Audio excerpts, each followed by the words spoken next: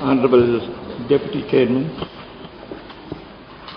I rise to inform the House on the situation in Sri Lanka. Sir, at the outset, allow me to convey that I fully share the concerns and sentiments raised by the honorable members of this august House regarding the welfare of Sri Lankan Tamils. At the end of the long period of armed conflict in Sri Lanka, in May 2009, left around 300,000 internally displaced persons living in camps in northern Sri Lanka and general devastation of infrastructure in the infected areas. Since the end of conflict in Sri Lanka, the focus of Government of India has been on the welfare and well-being of the Tamil citizens of Sri Lanka. Their resettlement and rehabilitation have been of the highest and most immediate priority for the government. The Prime Minister in June 2009, immediately after the conflict, announced a grant of 500 crores for relief, rehabilitation and resettlement work in Sri Lanka.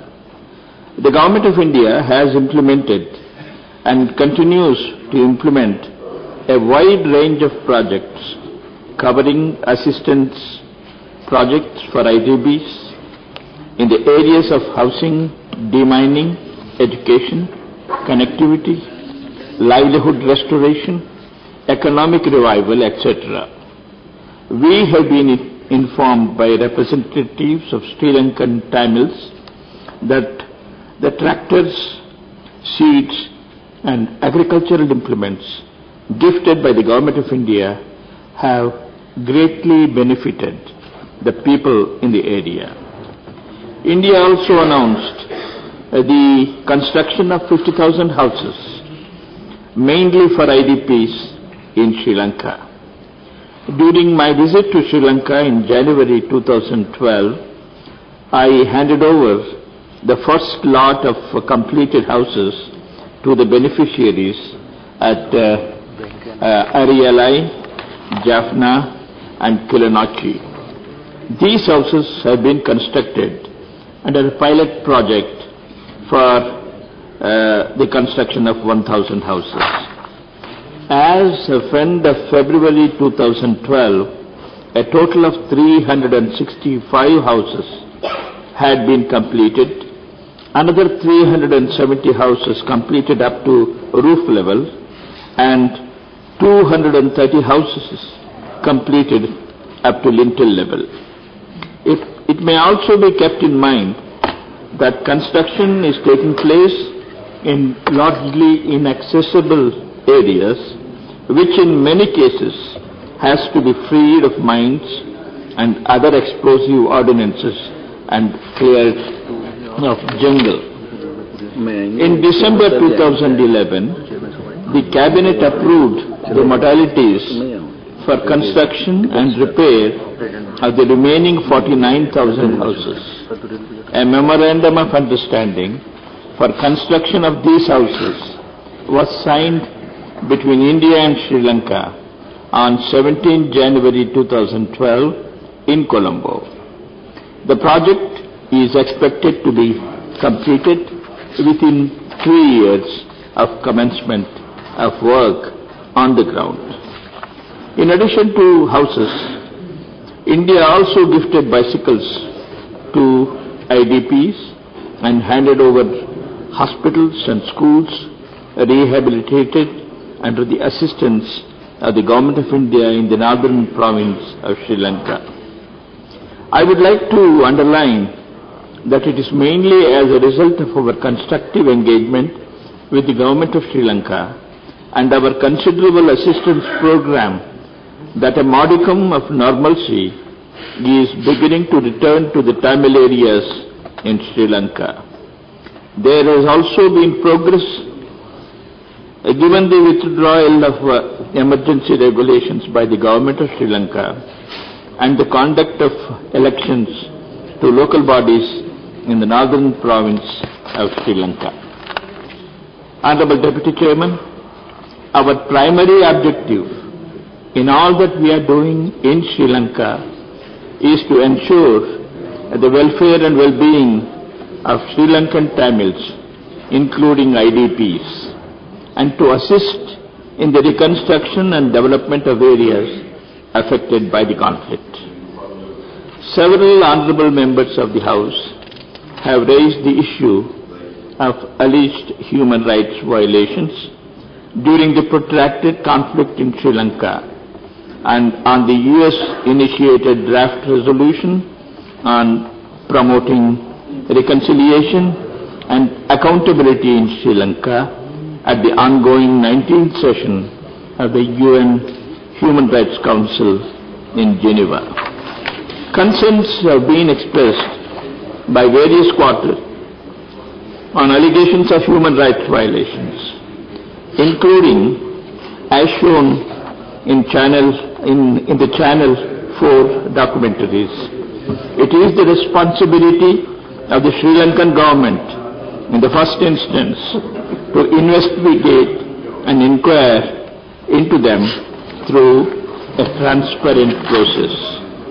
We understand that the government of Sri Lanka has initiated a series of measures, including appointment of a cabinet subcommittee to monitor implementation of the proposals in the National Human Rights Action Plan and reactivating the National Police Commission in line with the recommendations of the Lessons Learned and Reconciliation Commission report.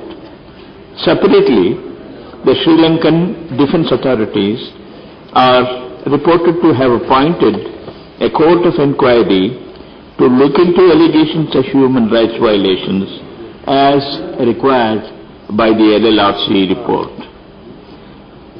The Government of India has nonetheless emphasized to the Government of Sri Lanka the importance of a genuine process of reconciliation to address the grievances of the Tamil community.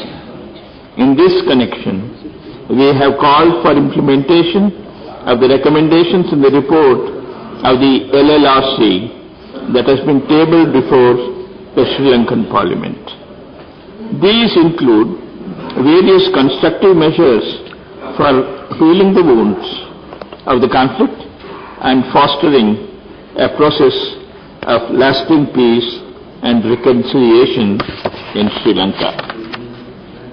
We have been assured by the Government of Sri Lanka, including during my visit to Sri Lanka in January this year, of its commitment towards pursuit of a political process through a broader dialogue with all parties, including the Tamil National Alliance, leading to the full implementation of the 13th Amendment to the Sri Lankan Constitution, so as to achieve meaningful devolution of powers and genuine national reconciliation. We hope that the Government of Sri Lanka, recognizing the critical importance of this issue, acts decisively and with vision in this regard.